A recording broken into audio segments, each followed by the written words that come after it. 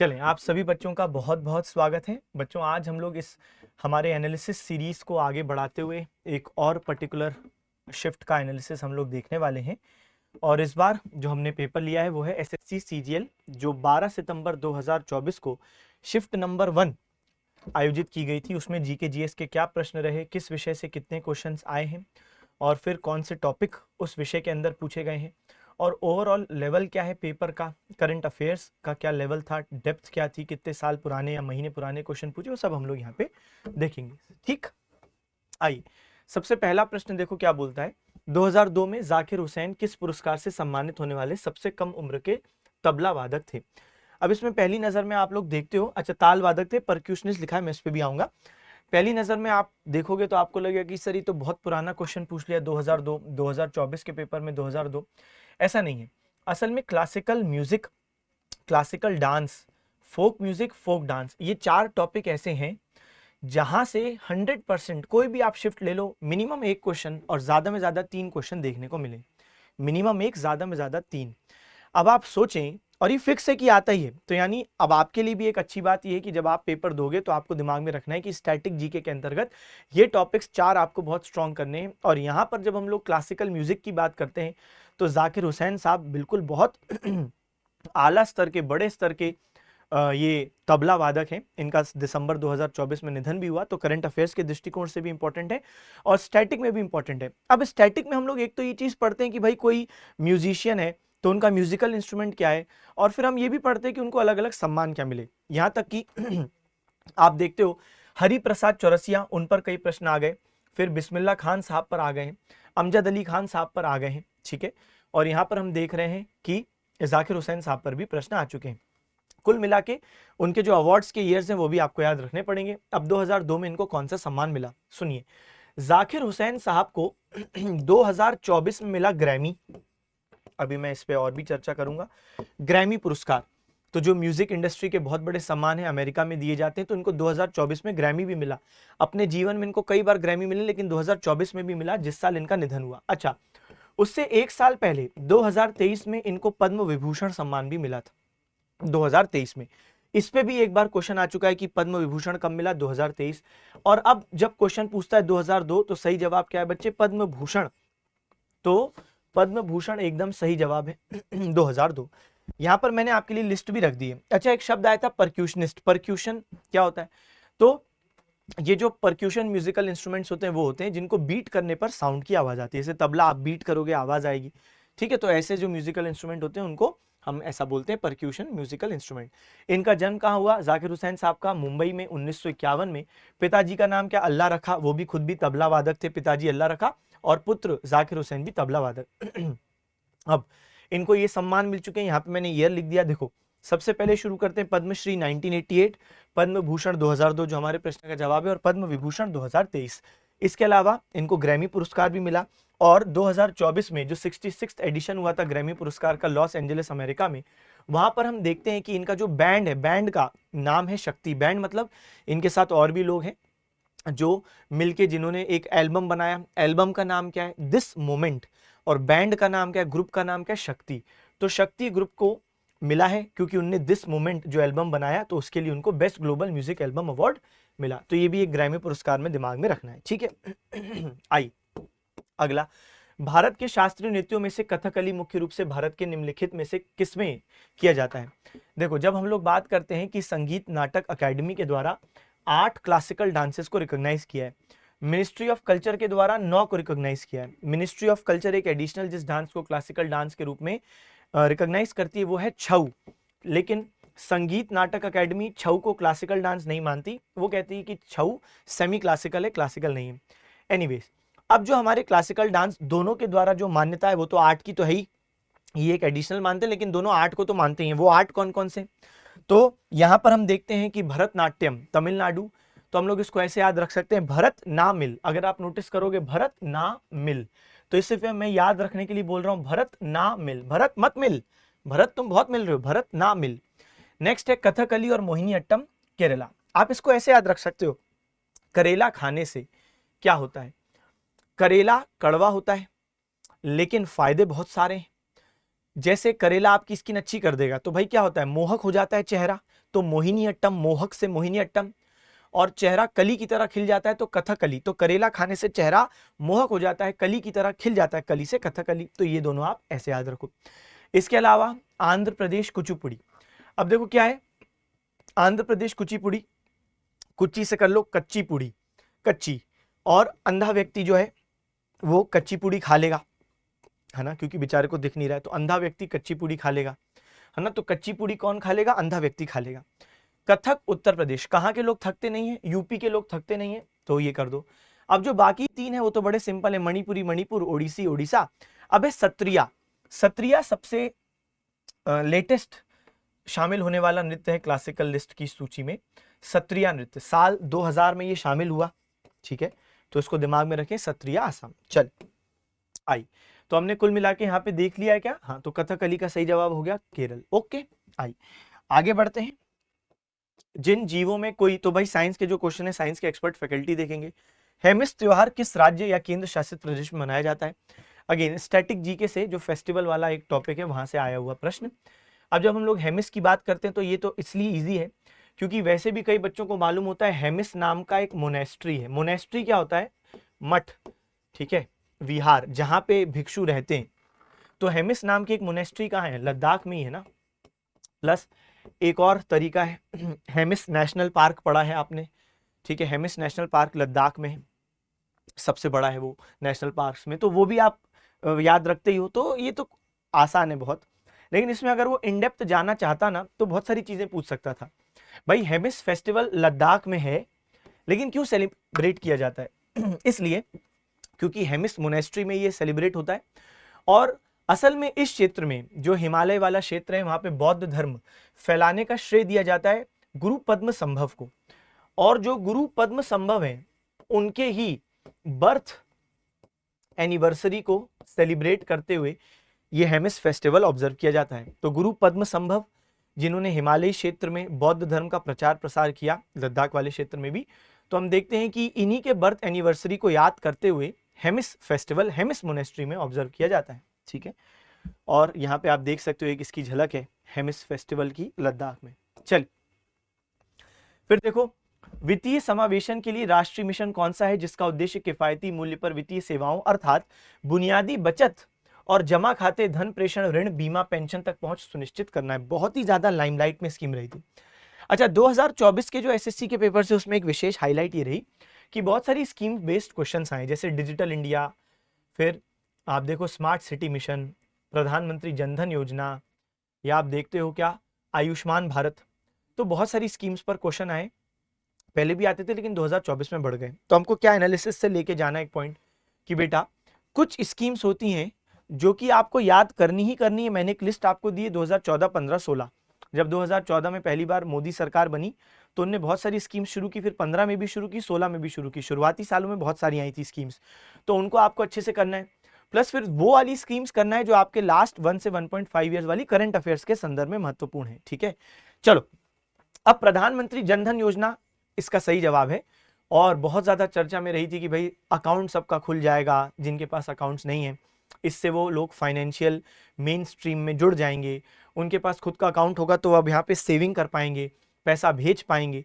और ये कहीं ना कहीं आप देखो कि इसने डिजिटल इंडिया को भी स्ट्रांग बनाया। डिजिटल इंडिया क्या बोलता है भाई? डिजिटल इंडिया बोलता है ना कि लोगों को डिजिटली स्ट्रांग करो और डिजिटलाइजेशन की तरफ आगे बढ़ाओ। जैसे आज हम लोग यूपीआई से पैसा भेज पाते हैं, तो अगर अकाउंट ही नहीं है आपका तो आप कैसे भेज पाओगे? तो कुल मिला के जनधन योजना ने डिजिटल इंडिया को भी सपोर्ट किया अकाउंट्स खुलवा के, ठीक है। तो सही जवाब क्या है? प्रधानमंत्री जनधन योजना। अच्छा, कौन से वर्ष इसकी शुरुआत हुई? साल 2014। तो यहाँ पर आप देख सकते हो भाई, तो 2014 में इसकी शुरुआत होती है प्रधानमंत्री जनधन योजना की। अब यहाँ पर मैंने जो बता रहा था मैं कि बहुत सारे स्कीम्स जो हैं उनके लॉन्च ईयर मैंने रख दिए हैं, तो आप देखेंगे मेन ही मैंने बनाया। ऐसे तो बहुत सारी लॉन्च हुई हैं, लेकिन जहां से प्रश्न आते हैं, जनधन योजना, skill India, make in India, स्वच्छ भारत, तो आप खुद भी देखोगे इंपॉर्टेंट, संसद आदर्श ग्राम योजना, ये 2014 वाली है। 2015 में बहुत सारी आई थी, ठीक है, जैसे बेटी बचाओ बेटी पढ़ाओ, मुद्रा योजना, उजाला योजना, सुरक्षा बीमा योजना, जीवन ज्योति बीमा, स्मार्ट सिटी, अमृत, फिर डिजिटल इंडिया, सब बहुत महत्वपूर्ण है। 2015 डिजिटल इंडिया पे 2024 में क्वेश्चन आ भी गया, ठीक है ना, और स्मार्ट सिटी पे भी आ गया। इसके अलावा स्टार्टअप इंडिया, सेतु भारतम योजना, ठीक है। फिर ये 2016 वाली है, स्टैंड अप इंडिया वगैरह वगैरह, नमामि गंगे। तो कुल मिला के बच्चे आपको ये मेहनत करना पड़ेगा। ये जो मैंने आपको लिस्ट दी, आप चाहो तो इसका स्क्रीनशॉट ले लो, मैं हट जाता हूँ। एक ये हो गया, इसको मैं मिटा देता हूँ, अगर आप चाहो स्क्रीनशॉट लेना तो आपका बहुत स्वागत है, ठीक है। एक ये भी है 2014, ये 2015 और ये 16। तो आप बिल्कुल इन स्कीम्स के ईयर और थोड़ा थोड़ा बेसिक कि इनका उद्देश्य क्या था एटलीस्ट वो मालूम होना चाहिए, ठीक है। आइए आगे बढ़ते हैं। शुद्ध निवेश क्या होता है? अब देखो, जब भी कोई चीज शुद्ध में बात करें, शुद्ध, तो शुद्ध निवेश, नेट इन्वेस्टमेंट क्या है? तो ऑब्वियस सी बात है भाई, नेट इन्वेस्टमेंट है यानी कुछ चीज उसमें से हटी होगी ना, तभी वो नेट बनता है। एक होता है ग्रॉस जिसमें सब शामिल है लेकिन नेट में से हट जाता है। एक ये मैं बेसिक आम भाषा में आपको समझाने का प्रयास कर रहा हूं। तो यहाँ पर देखो, सकल निवेश प्लस मूल्यह्रास डिप्रिसिएशन जोड़ दोगे, क्या ये नेट होगा? नहीं, नेट में तो हमें कोई चीज हटनी होगी। ग्रॉस इन्वेस्टमेंट माइनस डिप्रिसिएशन, यही सही जवाब है। अब ये तो बड़ा सिंपल सा क्वेश्चन था। जैसे मान लो कोई कंपनी है, उस कंपनी ने एक मशीन खरीदी 10 लाख रुपए की, सही बात है, तो ये हो गया उसका ग्रॉस इन्वेस्टमेंट। अच्छा, अब उस कंपनी ने 1 साल उस मशीन से काम लिया, अभी वो मशीन चल रही, 1 साल काम लिया, लेकिन 1 साल में उसका डिप्रिसिएशन, क्योंकि वियर एंड टीयर मशीन चली है तो भाई उसका कुछ मूल्य कम होगा, तो 1 लाख का डिप्रिसिएशन हो गया। तो यहाँ पे 10 लाख में से 1 लाख कर दो माइनस, क्यों? क्योंकि ये अब उसकी जो रियल वैल्यू बची है वो कितनी बची है? 9 लाख रुपए बची है ना, ये 9 लाख बची है। अच्छा, मान लो कि 1 लाख भले उसका डिप्रिसिएशन है मशीन का, लेकिन पूरे साल भर में उस कंपनी ने उस मशीन से जो यूज किया है, जो भी उसका यूज था, तो उससे कुछ प्रॉफिट भी बनाया होगा कि नहीं? जैसे मान लो 2 लाख रुपए का प्रॉफिट बनाया, 2 लाख रुपए का प्रॉफिट कंपनी ने बनाया, भाई साल में कुछ तो किया होगा ना मशीन से।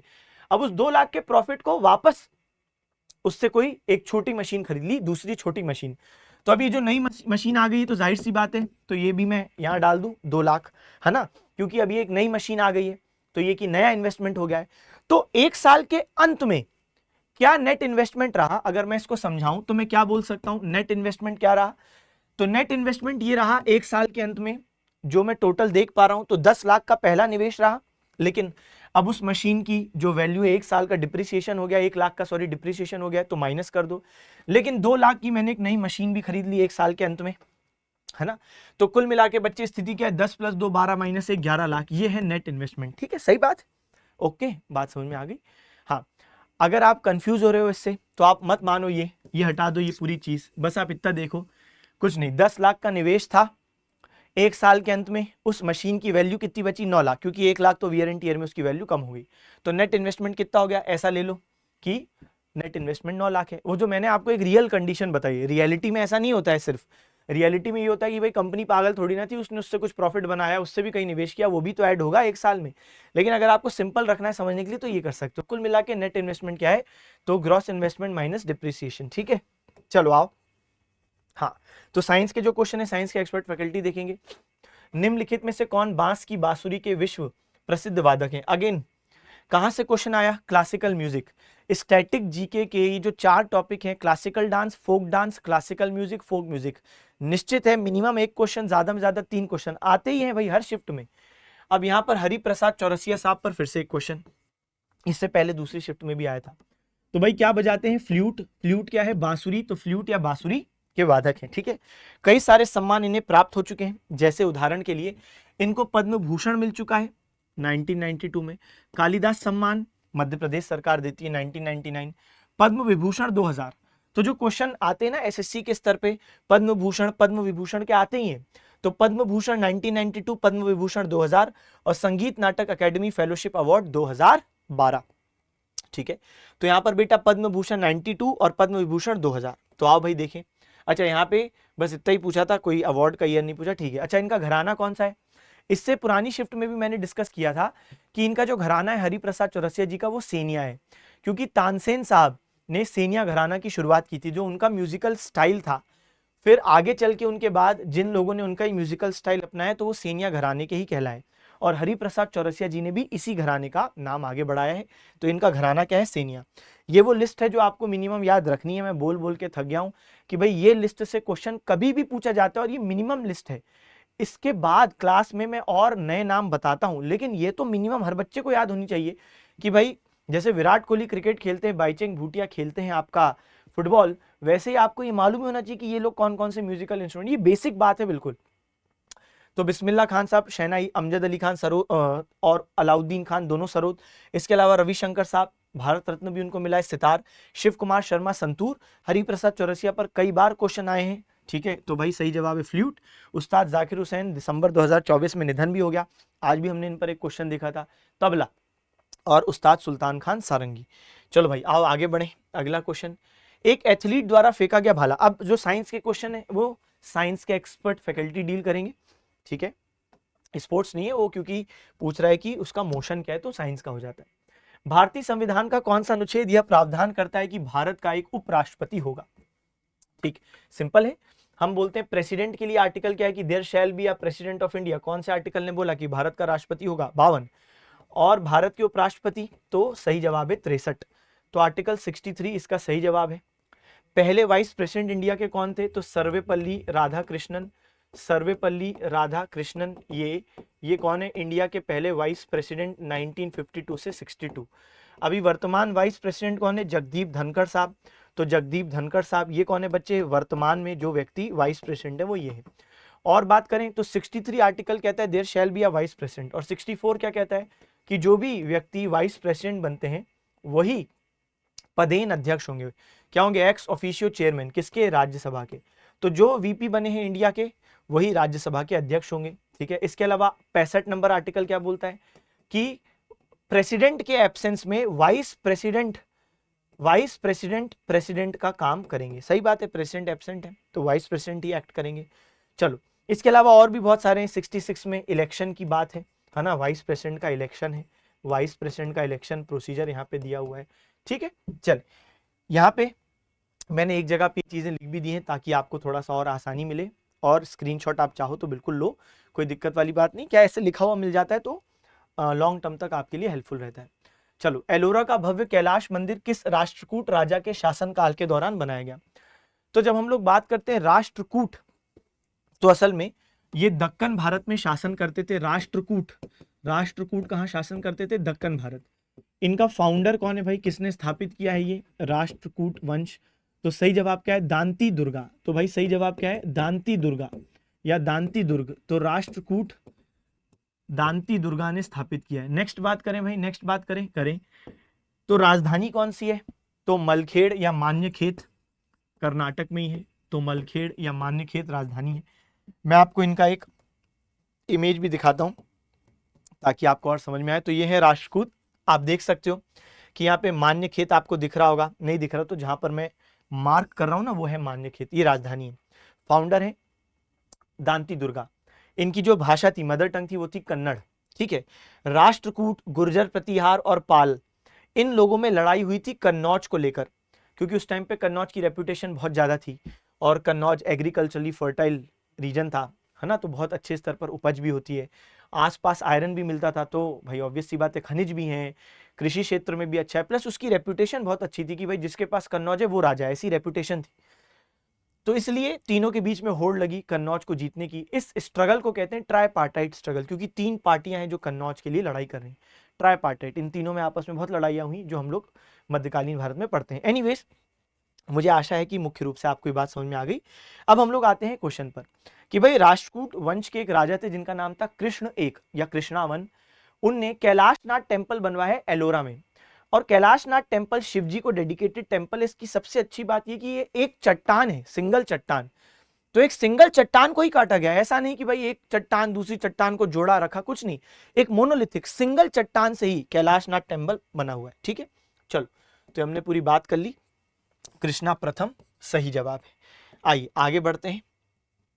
आओ, एक छात्र अपने स्कूल असाइनमेंट पर पार्क में उपयोग करने के लिए घर पर खाद बनाने का तरीका सीख रहा है, वह कौन सा मौलिक कर्तव्य निभा रहा है?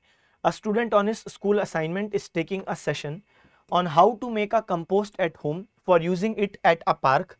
Which fundamental duty is he performing? ठीक है, कुल मिला के कंपोस्ट बना रहा है वो पार्क में यूज करने के लिए। तो भाई यहाँ पे क्या लिखा हुआ है?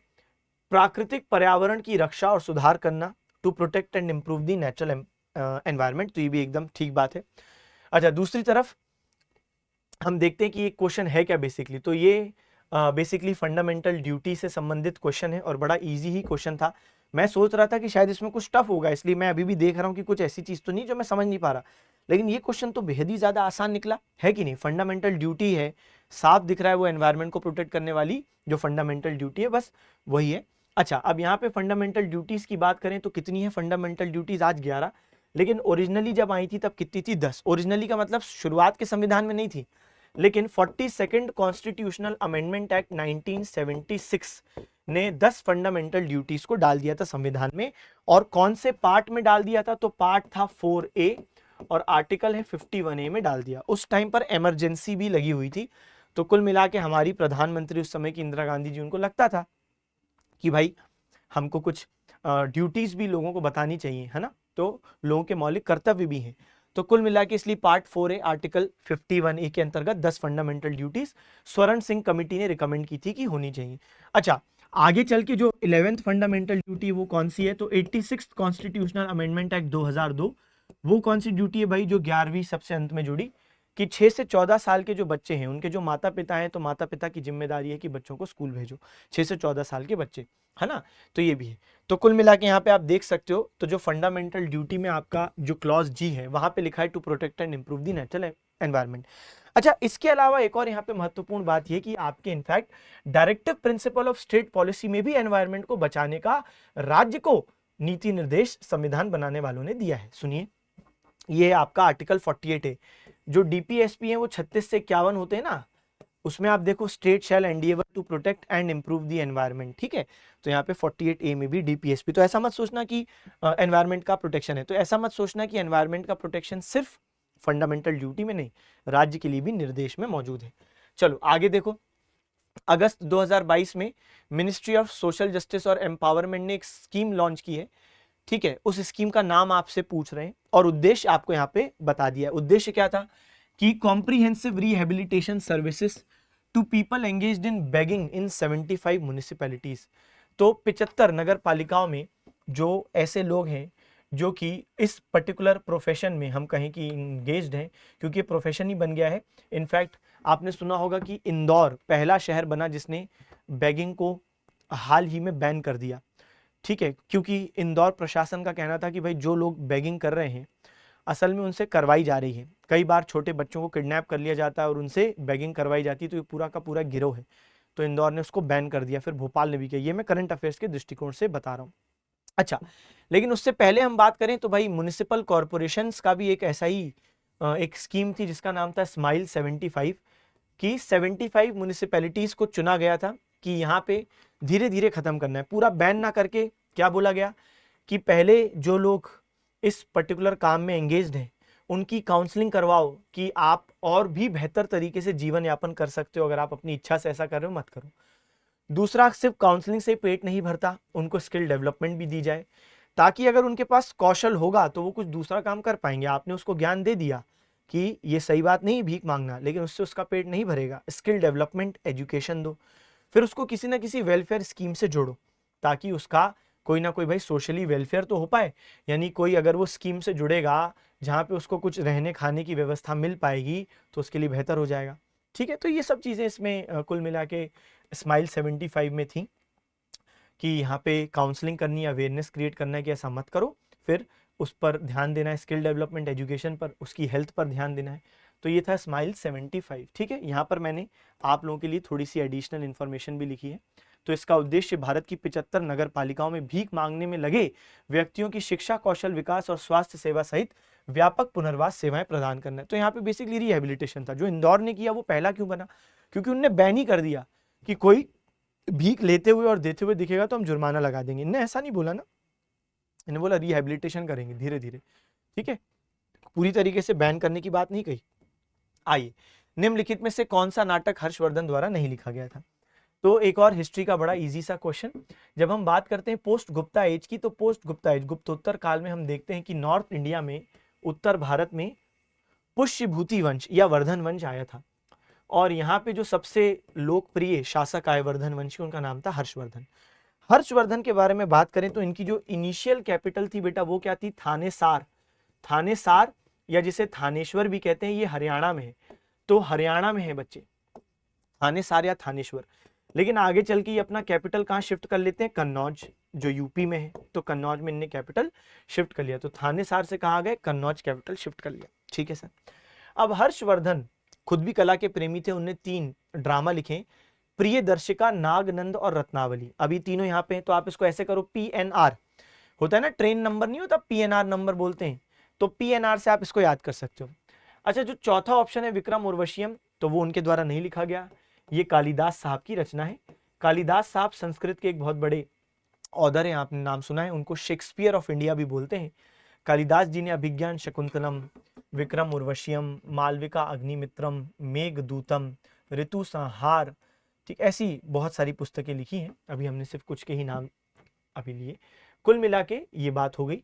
अच्छा, बात करें हर्षवर्धन जी की, तो हर्षवर्धन जी के यहाँ पर हम देखते हैं कि एक चाइनीज मॉन्क, एक चीनी बौद्ध भिक्षु भी आए थे, जिनका नाम क्या था, वेन सांग। क्या नाम है बच्चे, वेन सांग उनका नाम, वेन सांग या यून सांग उनका नाम। ठीक है। और इनने एक पुस्तक भी लिखी है, CU की, क्या लिखी है, CU की एक पुस्तक, और उसमें हर्षवर्धन के लिए एक शब्द का इस्तेमाल है, वो क्या है, शिलादित्य। शिलादित्य किसको कहा है, हर्षवर्धन को। शिलादित्य का मतलब होता है लॉर्ड ऑफ द नॉर्थ, उत्तर भारत का राजा, क्योंकि उत्तर भारत के क्षेत्र पे इनका कंट्रोल था। ठीक है, चल, तो ये कुल मिला के हमारी बात हो गई।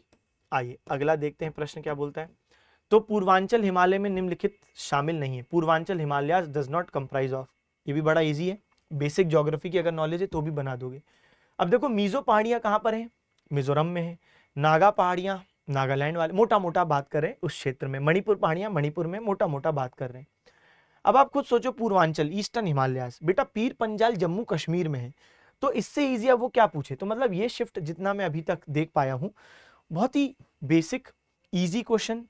कुछ ऐसे क्वेश्चन थे कि ठीक है जिसको आप मॉडरेट कहोगे, लेकिन मैक्सिमम क्वेश्चन इजी स्तर के थे, तो ये शिफ्ट इजी अभी तक लगी है। ठीक है, तो पीर पंजाल रेंज की बात करें तो वो भी देखेंगे हम।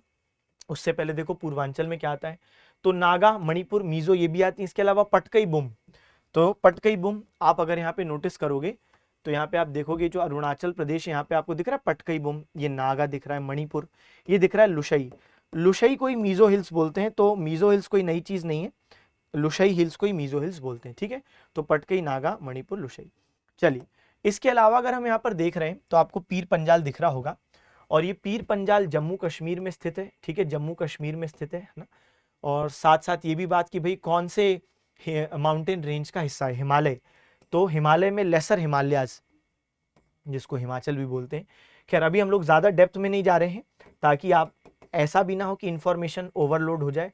तो पीर पंजाल हिमालयास का ही पार्ट है, पीर पंजाल हिमालयास का ही पार्ट है, लेसर हिमालयास का जम्मू कश्मीर में, तो ये पूर्वांचल का हिस्सा नहीं। साइंस के क्वेश्चन, साइंस के एक्सपर्ट फैकल्टी देखेंगे। भारत में निम्नलिखित में से किस वर्ष में पहली बार ICC पुरुष क्रिकेट विश्व कप जीता। अब इंडिया ने men's 50 over cricket world cup सिर्फ 2 बार जीता है। एक बार 1983 में हमने जीता था।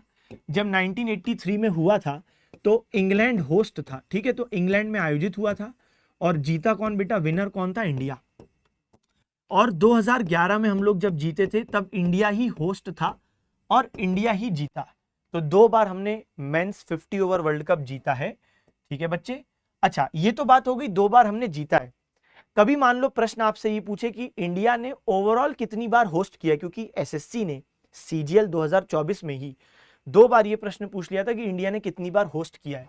इंडिया ने होस्ट किया है 4 बार, 1987, 1996, 2011 और 2023 में होस्ट किया है। ये हमने 4 बार होस्ट किया है। उसमें से 2011 में जब हमने होस्ट किया था तो हम ही जीते थे। ठीक है, अब देखते हैं भाई पहली बार कब जीता, तो 1983 में जीता। तो पहली बार हमने 1983 में जीता, इंग्लैंड में आयोजित हो रहा था। हमने फाइनल में किसको हराया, वेस्ट इंडीज को हरा दिया था, और वो बहुत बड़ी बात थी क्योंकि उस टाइम की वेस्ट इंडीज की टीम बहुत खतरनाक थी, जबरदस्त थी। ठीक है, चल ये हमारी बात हो गई। अच्छा, आगे होने वाले क्रिकेट वर्ल्ड कप्स कहां पर होंगे ये भी समझें। 2023 का इंडिया में हुआ, लेकिन इंडिया जीता नहीं था, इंडिया में हुआ था, ऑस्ट्रेलिया जीत गया था, आपको मालूम होगा, ये है होस्ट। 2027 वाला 3 देशों में होगा, साउथ अफ्रीका, जिम्बाब्वे और नामीबिया में भी। ठीक है, तो ये 3 देश हो गए अफ्रीका के, यहाँ पर 27। 31 में वापस इंडिया में होगा, इंडिया के साथ को होस्ट होगा बांग्लादेश। ठीक है, चलो भारत ने हॉकी में अपना ओलंपिक पदार्पण किस वर्ष किया था। चलो अब ये क्या बात हुई, अब देखो हुआ क्या कि ऐसे तो हम देखें कि इंडिया की ओलंपिक्स में एंट्री 1900 में होती है, लेकिन जब हम लोग बात करते हैं कि ओलंपिक्स में कब डेब्यू किया हॉकी ने, इंडियन हॉकी टीम ने, तो सही जवाब है 1928। और ऐसा डेब्यू किया कि 1928 से लेकर लगातार अगले 6 बार जो ओलंपिक्स होगा सब में हमारी Indian Olympics team gold medal जीतेगी। क्या स्तर था? मेजर ध्यानचंद साहब, विजार्ड ऑफ हॉकी, हॉकी के जादूगर जिन्हें कहते हैं, ये उन्हीं का दौर था। और इस टूर्नामेंट में जो 1928 में हुआ उसमें सबसे ज्यादा गोल मेजर ध्यानचंद साहब ने स्कोर किए। तो गोल्डन पीरियड था इंडियन हॉकी का।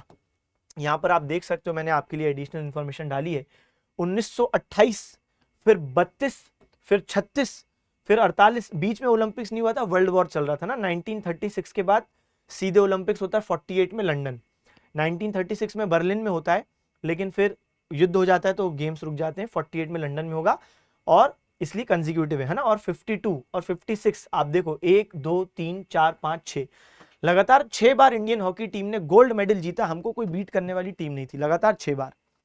और उसके बाद भी फिर गैप आ गया था, कोई और लोग जीत गए, लेकिन फिर बाद में फिर हमने 2 बार और गोल्ड जीता, 1964 और 80 में। तो कुल मिला के बच्चे 8 बार आज तक हमारी Indian hockey team gold medal जीत गई। ठीक है। जयपाल सिंह, जब 1928 में हमने पहली बार पार्टिसिपेट किया था हॉकी टीम ने, तो एम्स्टरडैम ओलंपिक्स था। एम्स्टरडैम नीदरलैंड्स में है, तो नीदरलैंड्स में एम्स्टरडैम है, तो एम्स्टरडैम ओलंपिक्स 1928। ठीक है, ठीक है बच्चे। और आप सोचो कि नीदरलैंड्स को ही हमने यहाँ पे हरा दिया था फाइनल में, और उनका ही ओलंपिक्स हो रहा था। जयपाल सिंह कप्तान थे, सबसे ज्यादा गोल मेजर ध्यानचंद जी ने लगाए। पहले ओलंपिक्स की बात हो रही, पहले मतलब जिसमें हॉकी टीम ने पहली बार हिस्सा लिया, सिर्फ उसकी अभी हम बात करें। 1928 एम्स्टरडैम, नीदरलैंड्स को हराया, गोल्ड लिया, और जयपाल सिंह कप्तान। सबसे ज्यादा गोल ओवरऑल टूर्नामेंट में किसने लगाए? ध्यानचंद। ठीक है जी, ठीक है सर। चलो भाई आगे बढ़े, तो हमारे प्रश्न का हमें जवाब भी मिल गया। अब अगली चीज हमारे लिए क्या है? निम्नलिखित में से कौन सा संशोधन एयरपोर्ट इकोनॉमिक रेगुलेटरी अथॉरिटी यानी AERA, airport economic regulatory authority संशोधन अधिनियम 2021 में नहीं किया गया है? नहीं किया गया है।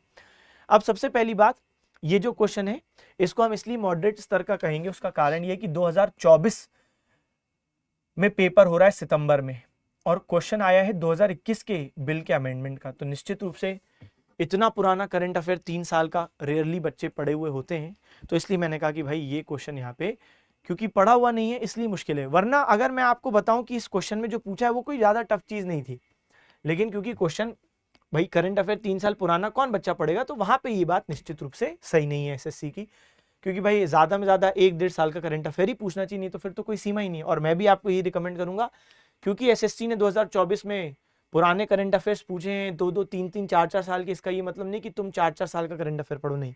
तुम तो बेटा पढ़ना करंट अफेयर कौन सा, तुम 1 से 1.5 साल का ही करंट अफेयर पढ़ो, क्योंकि जनरल ट्रेंड वही है। एक बार अगर कभी ऐसा हो जाता है कि 4 साल पुराने करंट अफेयर पूछे, इसका ये मतलब नहीं कि हर बार ऐसा करेगा। ओवरऑल PYQ एनालाइज करते हैं तो देखते हैं अक्सर 1 से 1.5 साल के ही आते थे। प्लस इतना पुराना करंट अफेयर पढ़ भी लोगे तो एग्जाम में जरूरी नहीं कि वहीं से क्वेश्चन आ जाए, प्लस समय बहुत लग जाएगा। उतने ही समय में कहीं दूसरा विषय निपटा लोगे तो ज्यादा बेनिफिट रहेगा। आइए, कौन सा संशोधन एयरपोर्ट इकोनॉमिक रेगुलेटरी अथॉरिटी संशोधन अधिनियम 2021 में नहीं किया गया? अब असल में एक ओरिजिनल एक्ट थी 2008 की, उसमें यहाँ पे संशोधन 21 में किया गया। तो ओरिजिनल एक्ट कब की थी भाई? ओरिजिनल एक्ट थी 2008 की, उसमें ही 2021 में संशोधन किया गया। संशोधन की जरूरत क्या है, या हम कहें 2008 वाली एक्ट की जरूरत क्या है? नाम क्या है? Airport economic regulatory authority.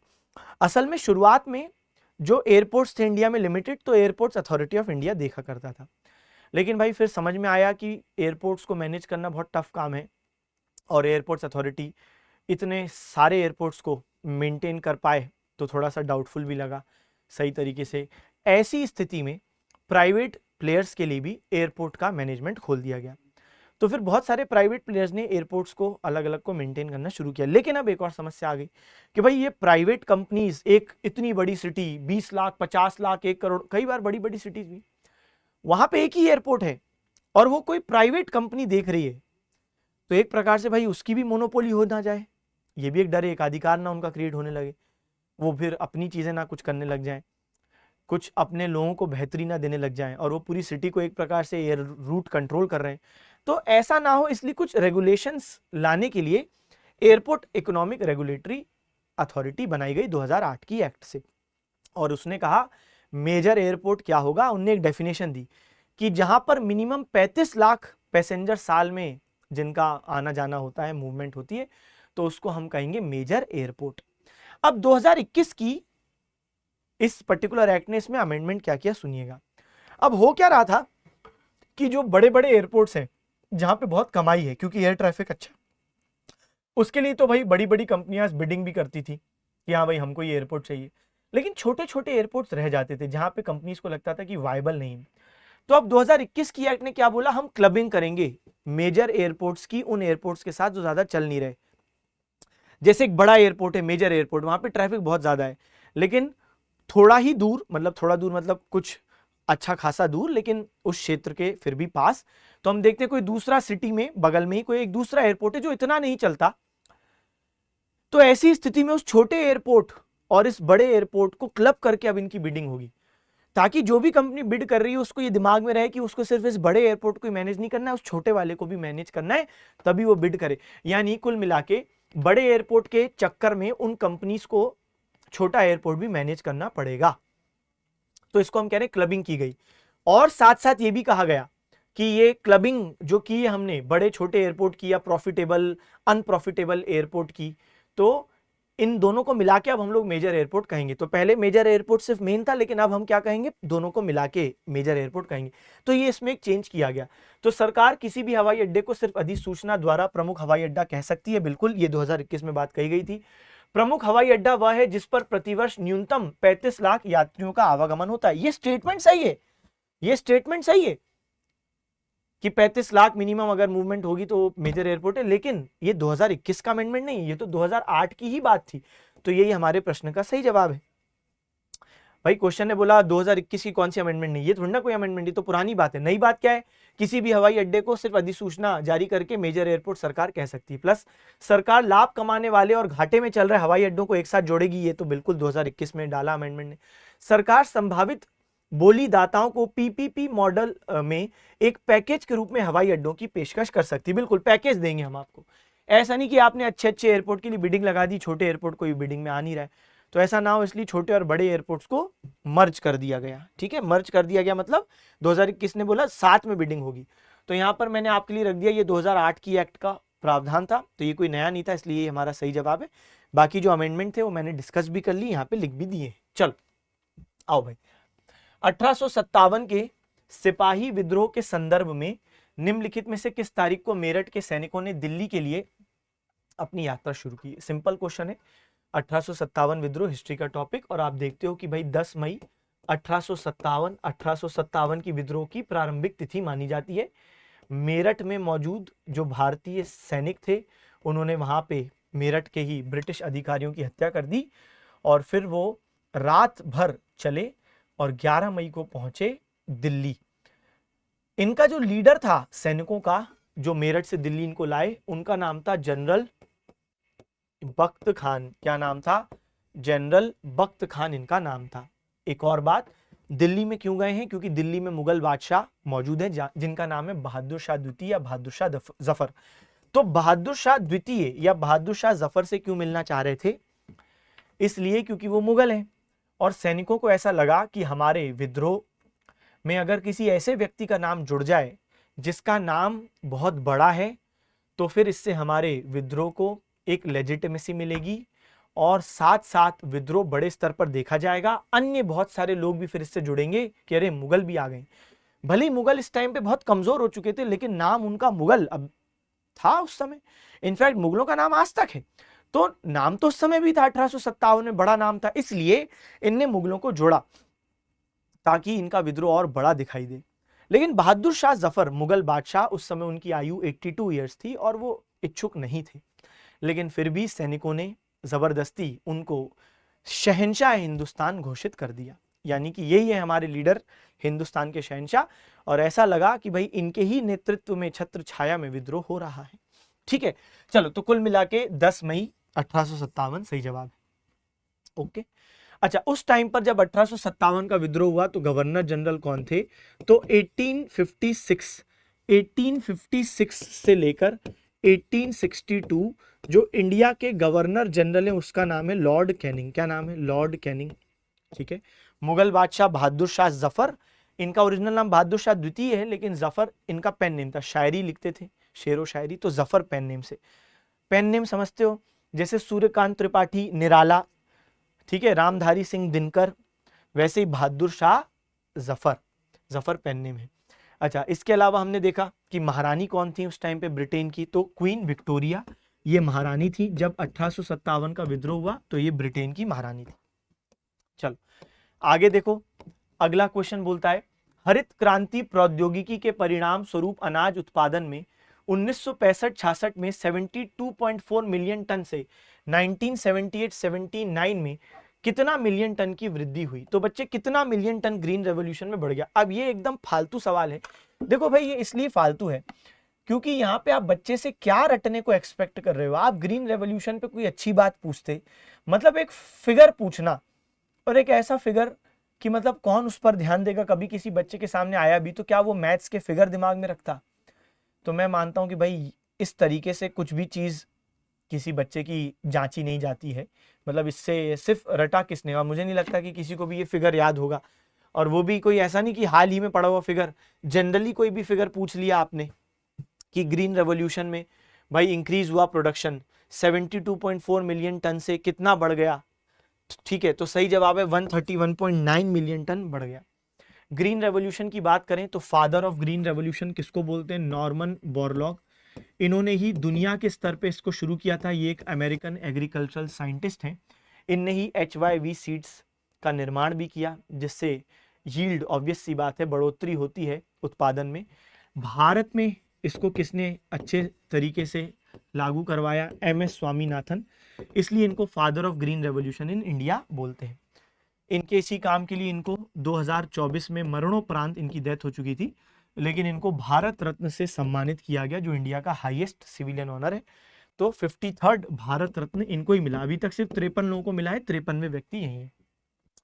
Green revolution ने व्हीट और राइस को शुरू में फोकस किया। यहाँ पर हाई यील्ड वेराइटी सीड्स के साथ साथ फर्टिलाइजर, पेस्टिसाइड और इरिगेशन फैसिलिटी भी चाहिए थी। और क्योंकि इतनी सारी चीजें चाहिए तो सिर्फ अमीर किसान ही अफोर्ड कर पाए शुरू में, इसलिए कुछ कुछ क्षेत्र के ही किसान को फायदा हुआ शुरू में ग्रीन रेवोल्यूशन शुरुआत में। जैसे पंजाब, वेस्टर्न यूपी, आंध्र प्रदेश, तमिलनाडु, यहाँ के किसानों को फायदा हुआ, इनके पास पैसा था तो ये irrigation, fertiliser, pesticide, HYV afford कर सकते थे। तो ग्रीन रेवोल्यूशन के शुरुआती चरण में हमें थोड़ी सी डिस्पैरिटी, रीजनल डिस्पैरिटी दिखी। कोई क्षेत्र को फायदा हुआ, कुछ को नहीं हुआ। एनीवेज, चलो भाई, ये हमने बात कर ली। अगला देखो, निम्नलिखित में से कौन सी एशिया की सबसे बड़ी आर्टिफिशियल झील है, मैन मेड झील है। अब हुआ क्या कि देखो, कभी कभार SSC ऐसी चीजें करता है और वो अपने आप को कंट्राडिक्ट करता है, सुनना। अब हुआ क्या कि CHSL 2019 का एक प्रश्न है कि लार्जेस्ट मैन मेड लेक कौन सा है, और सही जवाब यही है, गोविंद वल्लभ पंत सागर। आज भी लार्जेस्ट आर्टिफिशियल मैन मेड, इंसान के द्वारा बनाया गया लेक यही माना गया इंडिया में, गोविंद वल्लभ पंत सागर। ये जो रिहंद नदी है वो इसको क्रिएट करती है, रिहंद रिवर। ये उत्तर प्रदेश में मौजूद है। तो रिहंद रिवर पर डैम बना हुआ है, उसकी वजह से एक रिजर्वॉयर बन जाता है, वही है गोविंद वल्लभ पंत सागर, सबसे बड़ा जो लेक है। और ये खुद CHSL ने सिद्ध किया कि यही है। अब फिर 2024 में एक प्रश्न आता है जो कहता है कि सबसे बड़ा लेक कौन सा है, तो यहां पर गोविंद वल्लभ पंत सागर ही ऑप्शन में नहीं है। तो जाहिर है अब हम क्या करेंगे कि भाई इन ऑप्शंस में से कौन सा बड़ा है, तो भोपाल झील, भोपाल लेक। लेकिन मैं फिर आपको कह रहा हूं, अगर कभी ऑप्शन में भोपाल झील और गोविंद वल्लभ पंत सागर एक साथ आ जाए तो गोविंद वल्लभ पंत सागर उससे भी बड़ा है, भोपाल से भी, ठीक है। अब जो भोपाल लेक है इसको भोजताल लेक भी बोलते हैं। ये राजा भोज ने इसको निर्माण करवाया था। राजा भोज मध्य प्रदेश में जो मालवा वाला क्षेत्र है ना, तो वहां के वो परमार राजपूत राजा रहे। आपने एक मुहावरा सुना होगा, कहाँ राजा भोज कहाँ गंगू तेली, तो वो राजा भोज वही है, परमार राजपूत राजा। उनने ही भोजताल का निर्माण किया, करवाया। अच्छा, इसके अलावा ये एक वेटलैंड साइट भी है, रामसर वेटलैंड साइट। तो जो रामसर स्थल है ना इंडिया में, रामसर साइट्स हैं, तो जो रामसर साइट्स हैं इंडिया में, तो बच्चे हम देखते हैं कि वर्तमान में कितनी है, 89, और 89 में से एक ये भी है भोजताल, MP, ठीक है। चलो आगे बढ़ते हैं। निम्नलिखित विकल्पों में से भारत की सबसे पुरानी लोहा और इस्पात कंपनी की पहचान करें, ठीक है। Mysore Iron and Steel works, ठीक है, Mysore Iron and Steel works 1923 में स्थापित हुई। कब स्थापित हुई, हटाओ, 1923 में स्थापित हुई। Tata Iron and Steel Company TISCO बहुत फेमस, 1907 में स्थापित हुई। Visvesvaraya Iron and Steel Works, वो यही है। असल में क्या था, Mysore Iron and Steel Works Visvesvaraya ji ने स्थापित की थी और आगे चल के इसी का नाम Visvesvaraya Iron and Steel works हो गया। तो ये और ये सेम है। और Indian iron and Steel company तो बहुत इंपॉर्टेंट है भाई, इसको IISCO भी बोलते हैं ना। तो ये कहां पर है, 1918 में स्थापित। अभी मैं बताऊंगा सब कहां पर है, रुक जाओ। जो Mysore Iron and Steel works है ये कहां पर है, कर्नाटक में है, ठीक है। Tata Iron and Steel company कहां है, जमशेदपुर, बहुत फेमस, जमशेदपुर में जमशेदजी टाटा ने 1907 में स्थापित किया। यही दिए गए ऑप्शंस में से सबसे पुरानी है। विश्वेश्वरैया तो यही है, कर्नाटक वाली है ना। अब जो IISCO है ये 1918 में, कहां पर, बर्नपुर, तो बर्नपुर वेस्ट बंगाल वहां पर है, ठीक है भाई। तो यहां पर मैं लिख देता हूं, तो बर्नपुर पश्चिम बंगाल, तो वहां पर हम देखते हैं कि भाई मौजूद है IISCO कंपनी। चलो ये हमने पूरी बात कर ली, आओ आगे बढ़ते हैं। निम्नलिखित में से किसे 2022-23 में आयोजित भारत के, कुछ छूट तो नहीं गया, नहीं भाई, भारत के G20 के लिए शेरपा के रूप में चुना गया। शेरपा कौन होते हैं, अब देखो क्या होता है, इसे G20 हो गया। अब यहाँ पे जो हेड ऑफ स्टेट होते हैं वो आते हैं, है ना, जो भी देश यहाँ पे हिस्सा लेने आएंगे तो उनके जो हेड ऑफ स्टेट है वही आएंगे। लेकिन यहाँ पे मल्टीपल कॉन्फ्रेंसेज होती हैं और हेड ऑफ स्टेट सारी कॉन्फ्रेंसेज तो अटेंड करेंगे नहीं, तो ऐसे में क्या करते हैं कि हेड ऑफ स्टेट का कोई रिप्रेजेंटेटिव होता है। जैसे मान लो मोदी जी हैं, अब मोदी जी इंडिया को रिप्रेजेंट कर रहे हैं, लेकिन मोदी जी भी हर कॉन्फ्रेंस में नहीं आ सकते, तो मोदी जी का एक रिप्रेजेंटेटिव, तो वो है शेरपा कहलाते हैं। और G20 में पहले पीयूष गोयल साहब को जिम्मेदारी दी गई थी कि जो भारत में G20 होगा उसमें मोदी जी के या इंडियन गवर्नमेंट के शेरपा आप होंगे रिप्रेजेंटेटिव। लेकिन फिर पीयूष गोयल जी ने पर्सनल रिस्पॉन्सिबिलिटीज के कारण कुछ बोला कि भाई अभी मैं उपलब्ध नहीं हूं, इसलिए फिर अमिताभ कांत साहब को बनाया गया था, ठीक है। तो ये बन गए थे शेरपा। आप इस पर्टिकुलर तस्वीर में देख सकते हैं अमिताभ कांत साहब, ये हैं G20 के शेरपा। G20 की बात करें तो सबसे पहले साल 2008 में वॉशिंगटन USA, तो बच्चे सबसे पहले कहां पर हुआ, तो वॉशिंगटन USA में सबसे पहले G20 समिट 2008 में आयोजित हुआ। ये कभी भी पूछ लेता है आपसे एग्जाम में, तो ये दिमाग में रखो। दूसरी बात करें फिर हाल ही के, तो देखो आप 2023 में इंडिया में हुआ, अच्छा, फिर उसके बाद ब्राजील में भी हो चुका है और साउथ अफ्रीका में प्रपोज्ड है 22-23 नवंबर 2025। तो इंडिया 2023 हो गया, 2024 ब्राजील हो गया, फिर 2024 में जब ब्राजील में हुआ था फिर वहीं पर ट्रांसफर कर दिया गया था कि भाई अगली बार साउथ अफ्रीका में होगा, तो इस बार 2025 में होगा। तो कुल मिला के आप ये याद रखो, 23 याद रखो, 24 याद रखो ब्राजील और 25 साउथ अफ्रीका, ठीक है। चल, निम्नलिखित स्थानों का मिलान ब्रिटिश भारत के उनके संबंधित संस्थापकों से करें, ठीक है भाई। आओ भाई, सबसे पहले हम देखें, एशियाटिक सोसाइटी ऑफ बंगाल 1784 में स्थापित की गई विलियम जोन्स के द्वारा। संस्कृत कॉलेज ऑफ बनारस, ये SSC के एक दूसरे शिफ्ट में अलग से ही क्वेश्चन था कि किसने संस्कृत कॉलेज बनारस का स्थापित किया, किसने किया, 1791 में जॉनथन डंकन, तो जॉनथन डंकन ने इसको स्थापित किया, ठीक है, Jonathan Duncan. Fort William college साल 1800 में किसने, तो भाई उस टाइम पे जो गवर्नर जनरल था उसने, कौन था गवर्नर जनरल, अरे भैया ये तो हम लोग कहाँ निकल गए, कोई बात नहीं भाई, हाँ तो ये थोड़ा सा कुछ भी हो गया, हाँ भाई। तो 1800 में फोर्ट विलियम कॉलेज किसने स्थापित किया, जो उस समय गवर्नर जनरल थे, क्या नाम था, लॉर्ड वेलेस्ली, लॉर्ड वेलेस्ली, ठीक है। तो ये देखते चलिएगा, Asiatic Society of Bengal 1784 William Jones, Sanskrit College of Banaras 1791 Jonathan Duncan, Fort William College 1800 Lord Wellesley, Calcutta Madrasa इन सबसे पहले आया, जितने भी यहाँ पे लिखे 1780, और स्थापित किया वॉरेन हेस्टिंग्स। अच्छा एक बात, ये स्थापित कर क्यों नहीं, जैसे कलकत्ता मदरसा क्यों स्थापित किया वॉरेन हेस्टिंग्स ने, क्योंकि यहाँ पे वो इस्लामिक लॉ समझना चाह रहे थे। अच्छा आगे चल के देखो, 84 में एशियाटिक सोसाइटी ऑफ बंगाल, 91 में संस्कृत कॉलेज, क्यों संस्कृत कॉलेज, क्यों संस्कृत समझना चाह रहे थे, हिंदुओं के रूल्स रिचुअल्स परंपराएं समझना चाह रहे थे, क्यों, क्योंकि भाई जिस प्रजा पर आपको शासन करना है, अगर उस प्रजा के कानूनी आपको नहीं मालूम है तो आप क्या शासन करोगे?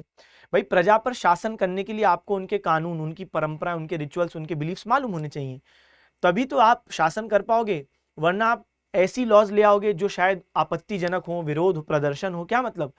और प्लस ये भी जरूरी है कि जिनकी लॉज आपको मालूम नहीं है तो आप उन पर फैसले कैसे सुनाएंगे? मान लो कोई जज है ब्रिटिश, अब उसको मालूम ही नहीं है संस्कृत लॉ या हिंदू लॉ या इस्लामिक लॉ, तो ऐसी स्थिति में वो कैसे किसी हिंदू या मुस्लिम व्यक्ति के ऊपर कुछ भी फैसला ले सकता है? तो कुल मिला के यहाँ पे इंडियन जो अलग अलग ग्रुप्स हैं उनके बारे में पढ़ने के लिए ये संगठन स्थापित किए गए। तो सबसे पहले 1780 वॉरेन हेस्टिंग्स, कलकत्ता मदरसा। तो डी का क्या कर दो? 1, डी का 1, देखो भाई डी का 1 किसमें? डी का 1 इसमें है, तो यही सही होगा। और देखते हैं फिर हमने क्या बोला, फिर कौन सा आया? एशियाटिक सोसाइटी 1784, ए का क्या कर दो? William Jones. ए का विलियम जोन्स किसमें? ए का कर दो 4, ए का 4। वैसे तो जवाब यही है, ठीक है, फिर भी हम देख, क्योंकि हमने पहले यहाँ टिक लगाई दिया, एक ही में था, डी का 1, ए का 4। अब देखो बी का 3 सही है क्या? संस्कृत कॉलेज जोनाथन डंकन, बिल्कुल सही है, बी का 3। और सी का 2 सही क्या? Fort William college Lord Wellesley, बिल्कुल सही। ठीक है, तो यहाँ पे कुल मिला के सही जवाब हो गया बी। यहाँ पर मैंने आपके लिए ये चारों एक जगह पे लिख भी दिया है ताकि आपको याद रखने में बेहतरी होगी, आसानी होगी। कलकत्ता मदरसा 1780 Warren Hastings, Asiatic society 1784 Jones. अच्छा, ये लोग कहाँ कहाँ पर हैं ये संगठन? तो 3 कलकत्ता में ही है। भले ही आप देखोगे Calcutta Madrasa Calcutta, Asiatic Society of Bengal Calcutta, Sanskrit College Banaras में है, लेकिन फिर Fort William College again Calcutta में। ठीक है, तो यहाँ पे ये सब एक जगह पे आपके लिए लिखा है, आपको हेल्प मिलेगी। चलो भाई, तो अब हमने यहाँ पे एनालिसिस खत्म किया। मुझे आशा है एनालिसिस आपको अच्छा लगा। जरूर कमेंट सेक्शन में बताइएगा एनालिसिस कैसा लग रहा है आपको, है ना, और आप क्या और बेहतर चाहते हैं कि हम आपके लिए करें, आपकी पढ़ाई में और मदद हो। पढ़ते रहें, सिलेक्शन लें, माता पिता का नाम रोशन करें। Okay, bye bye, thank you, tata, see you again.